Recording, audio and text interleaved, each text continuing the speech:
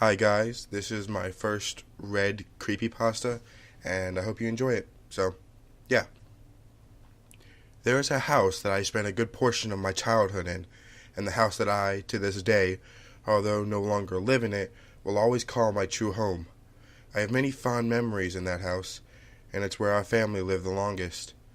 What I'm about to describe are all real events experienced in this house by me and the rest of my family. These are true accounts and are not exaggerated in any way.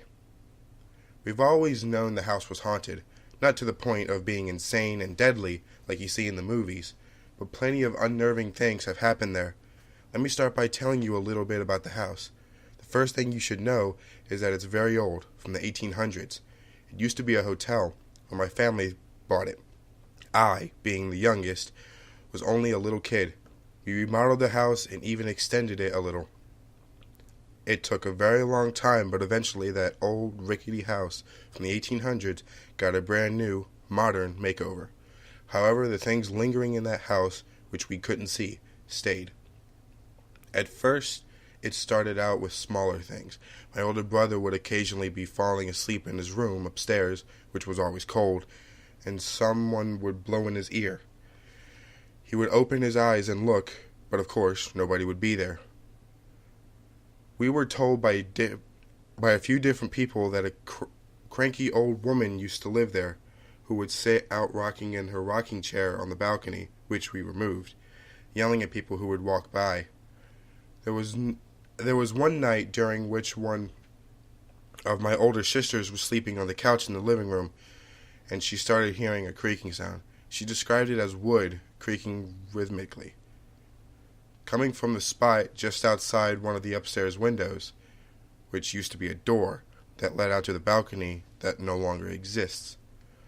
One time I was little, being all adventurous like I was, I took a digital camera up to the furnished attic and at night, where it was quiet and pitch black.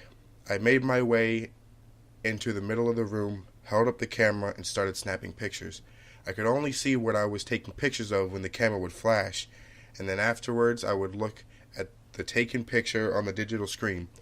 I eventually saw one of the pictures I had taken while I was facing a wall, a small black spot in the middle of the screen. I took another picture pointing the same way, and saw the spot was still there, but had grown.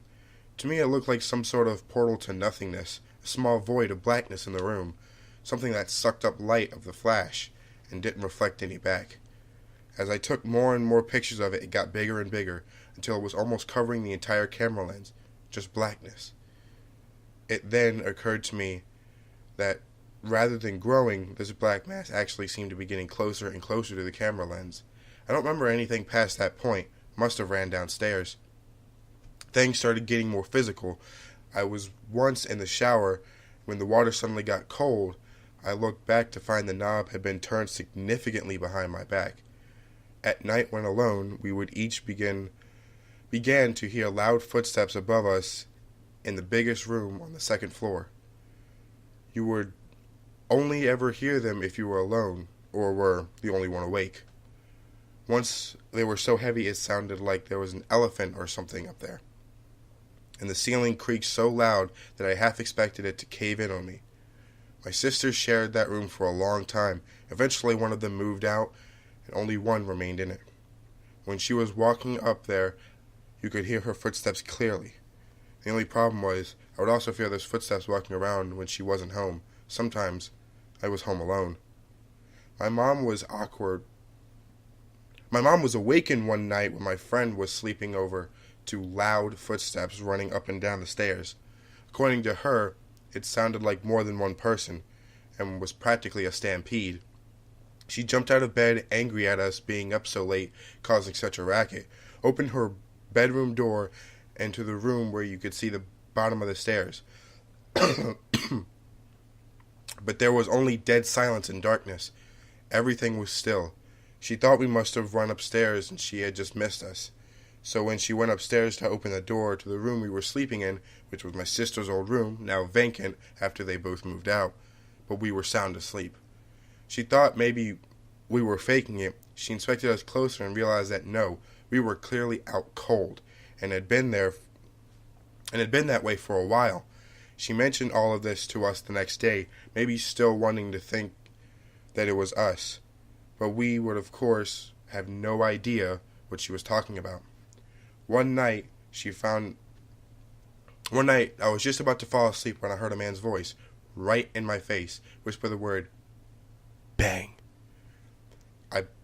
It pulled me out of my sleep, making my eyes shoot open and look around the dark room to find nothing. After a minute, still being tired, I brushed it off and closed my eyes again. I started to drift back to sleep when the voice once again quietly whispered, bang, in my face. I opened my eyes again to once find nothing. It happened a total of 3 times before I was finally able to fall asleep.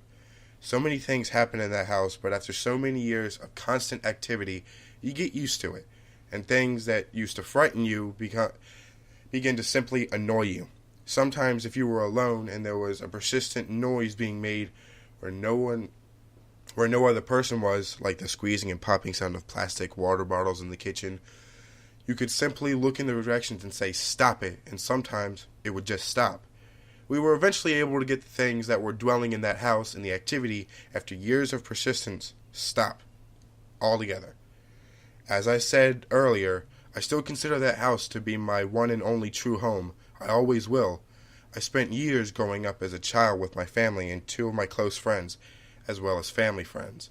Despite occasional paranormal activity, I have many good memories of that place. It is where my mind will always wander back to whenever I think home.